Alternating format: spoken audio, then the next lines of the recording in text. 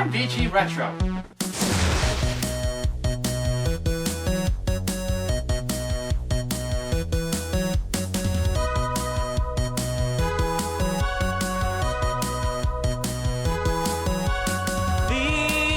VGRetro, he's a retro gaming kind of guy. VGRetro, he remembers which games were oh so fly, yeah. Don't ask me where the outfit went, I don't fucking know.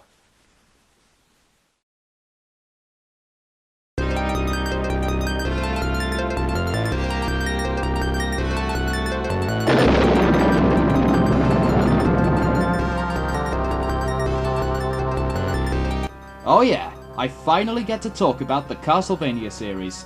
There isn't a single human being on the planet Earth who hasn't played at least one of these games in their time.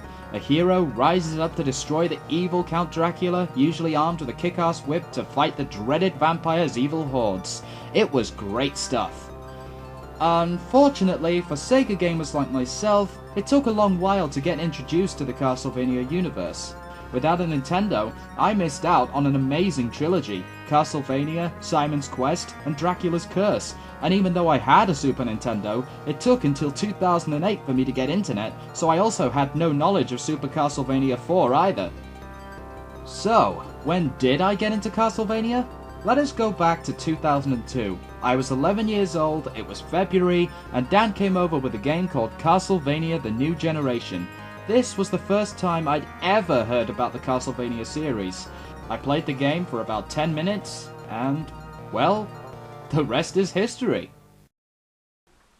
You know, this was the first time I'd ever played anything which had such a haunting atmosphere, with werewolves that disintegrate into a mangled bloody mess when you kill them, gargoyles that scream when they're hit. I mean, Jesus! I grew up with games like Sonic and Knuckles, Mr. Nuts, Dynamite Headdy. I'd never seen anything like this before!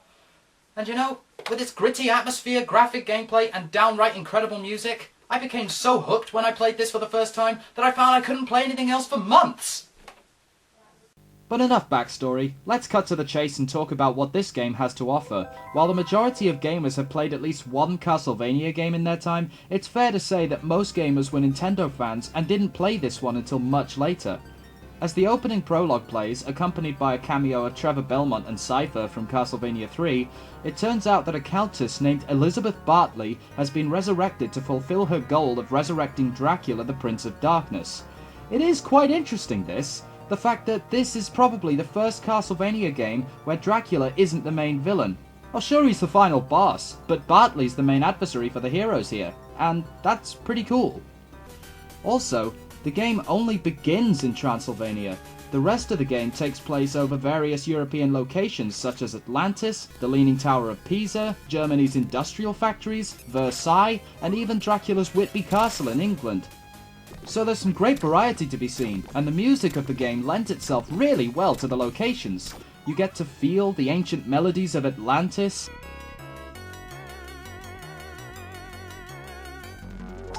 the busy accompaniment of Germany, the elegance of France,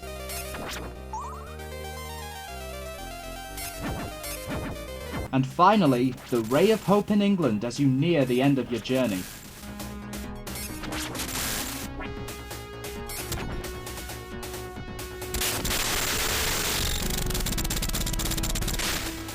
Let us now discuss the heroes. Firstly, John Morris, a vampire hunter and son of Quincy Morris who died at the hands of Dracula in Bram Stoker's original novel, who seeks to destroy Dracula and all his forces in revenge. His primary weapon is the Vampire Killer, the signature weapon from the Castlevania series. Gamers who come fresh from playing the NES games will be fine with the controls, but SNES gamers who played Super Castlevania 4 will be alienated by the lack of maneuverability. For example, remember how in Castlevania 4 you could whip in all directions? Well here, you can only whip directly in front of yourself, and you can't whip up. The only way to whip in an upward direction is to jump, hold up, and then attack. But even then, he only whips at a 45-degree angle, so if your enemies are attacking you from directly above you, you're likely to take more damage and are unable to defend yourself from the oncoming hordes. Because of this, new-time gamers are better off playing as Eric Lecarde. Why? Simple. he has the kick-ass Alucard Spear. This weapon's this game's answer to the SNES Whip. It has a longer range than the Vampire Killer, you can attack directly and straight up from a standing position, you have a super jump, and you can strike downward while jumping. Good God, this weapon is awesome! You also have a twirl attack. Holding the attack button and quickly pressing the D-pad in the opposite direction makes Eric twirl the spear. I didn't even find out about this move until much later. The controls are basic. The A button attacks, and the B button jumps, and the C button uses an item, be it an axe, a boomerang, or the holy water. Now, the holy water in this game is dreadful. Normally in Castlevania, the holy water temporarily stuns an enemy, but here, the holy water just flies across the room for about a millisecond.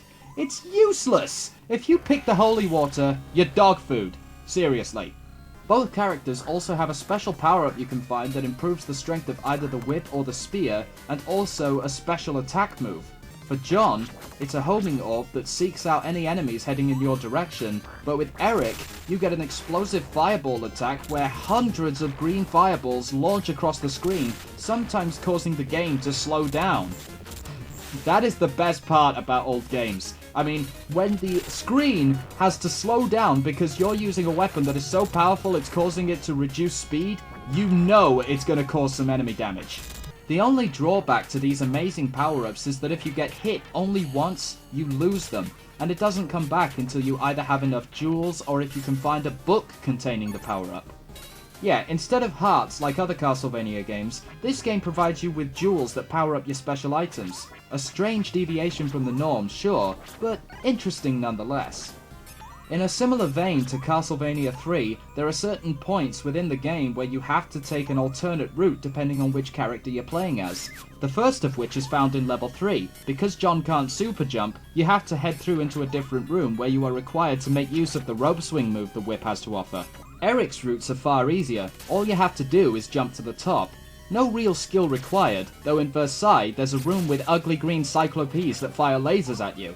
It's best to take your time with this one and destroy each Cyclops you pass to avoid receiving a cheap shot to the face. And believe me, you'll need all the health you can get for some of the bosses in this game. Each stage has one or more sub-bosses you have to defeat. Some can be easy, like the werewolf, the knights, or the Frankenstein monster, but then others can be really tough to deal with. There's a giant skeleton snake that moves real fast and has a wide range with its fire breath, and then these two faces in a wall that launch heat-seeking orbs at you. Oh, I tell you, that boss is a bitch. I won't go in-depth into the in-game enemies, as most of them stem from other Castlevania games. There's the skeletons that throw bones at you, water demons that spit at you, the dinosaur skeletons that use fireballs, and of course, the frigging hunchbacks. Though surprisingly, the hunchbacks are not nearly as annoying to handle here than they are in the other games.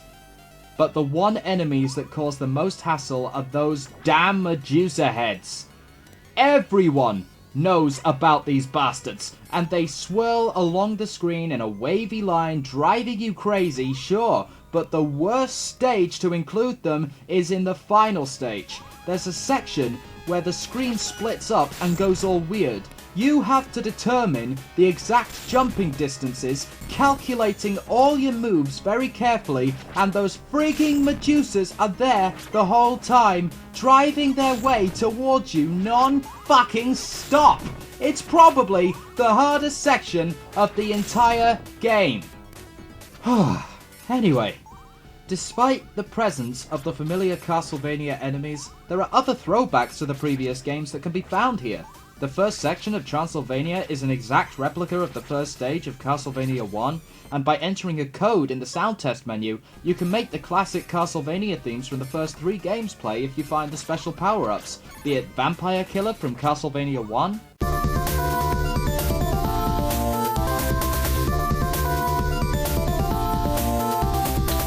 Bloody Tears from Simon's Quest,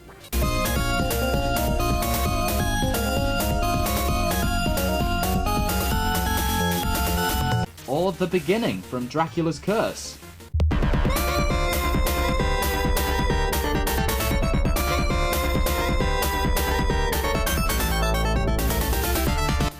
What? I'm running out of dancers here. The bosses in this game are really cool. In Transylvania, you have a large knight armed with an axe and a spear. In Atlantis, you have a giant cycloptic golem, a gargoyle in Italy, a gear monster in Germany, and Mothra in Versailles. Hey, wait a minute, Mothra? Okay, come on, people. It's a giant moth that comes from a princess who looks like a fairy. It's fucking Mothra!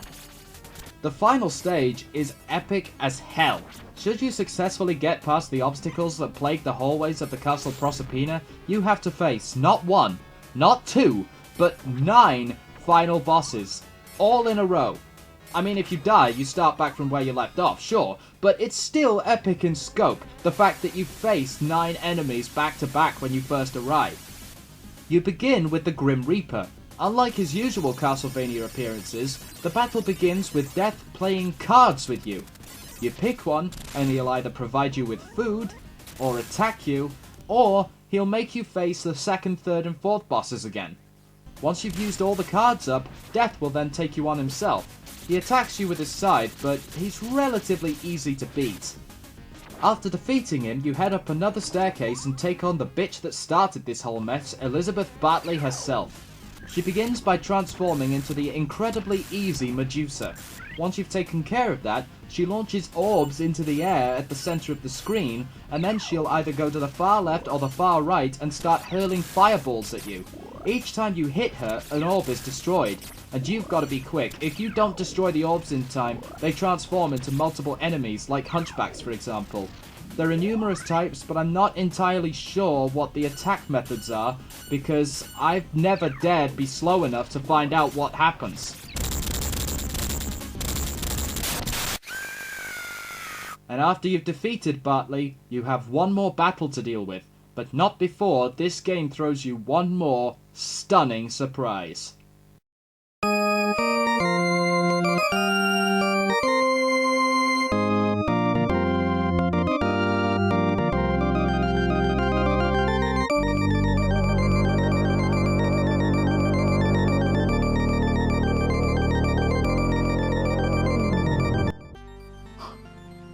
Oh my god! They put the theme of Simon in this as well?! That's awesome! That's awesome. What? You said that's awesome. Yeah, it's like awesome, but with a little more sauce. What do you want? And let me tell you, this rendition is amazing. Unlike the SNES game where it's used to present a sense of danger that awaits you, this one plays out like a desperate glimmer of hope. This is it. You've made it this far, and now all that remains between you and Dracula is one small staircase, one final stretch of road between you and the fight to the death. This is some seriously epic stuff right here. But right now, you're probably wondering, 9 final bosses?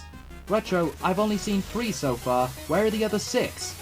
Well, this is how it goes. Number 1, Death. Numbers 2, 3, and 4, rematches with the 2nd, 3rd, and 4th bosses. Number 5, the Medusa. Number 6, Bartley. Number 7, Dracula Form 1. Number 8, Dracula Form 2. And number 9, Dracula as a gargoyle. You see? 9 huge battles, one after another, and let me tell you, it doesn't get any more epic than that. And once you beat Dracula, it comes to the game's ending. Now let me tell you, as a guy who's very picky about his game endings, I have to say, this is going to be difficult to explain. Like many people, I would start the game on my first ever playthrough on easy mode. This mode removes some of the sub-bosses from stages 3, 4, and 5, and also the second Bartley battle. But watch what happens when you beat the game.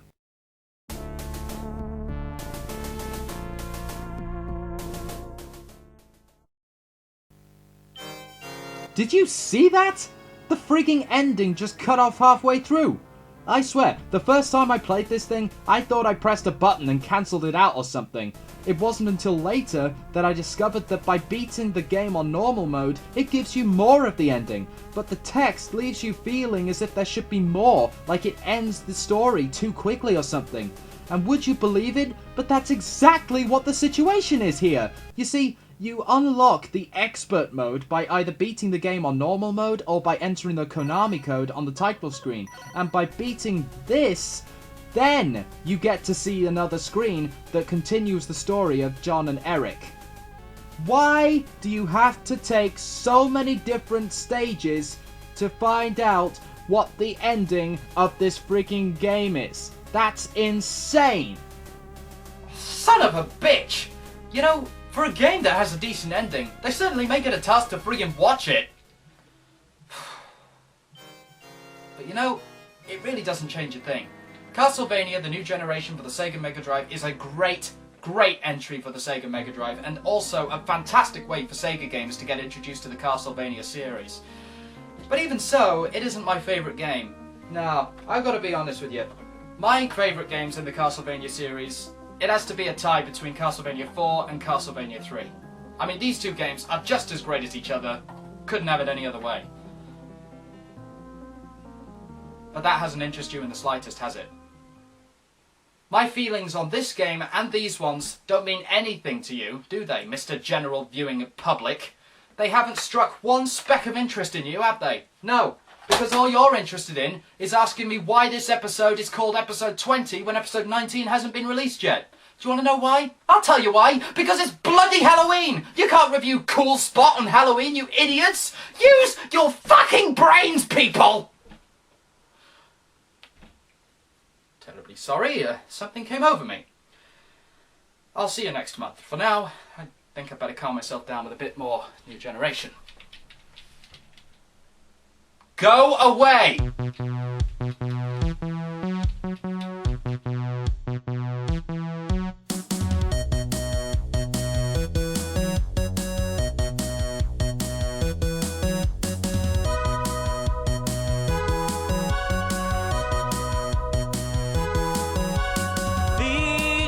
VGRetro, he's a retro gaming guy.